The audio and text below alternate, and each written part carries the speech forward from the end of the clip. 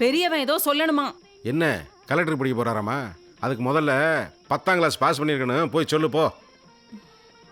முக்கியமான விஷயம் பேசணும்னு சொல்கிறேன்ல. டேய், முக்கியமான விஷயம் பேசணுமா?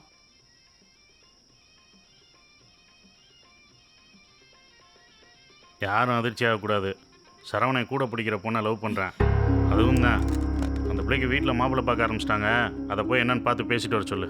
ஏய் ஏய், என்னடி இது? மேயிற மாட்டை நக்கற மாடு கெடுக்குமா? கெடுத்துருச்சா?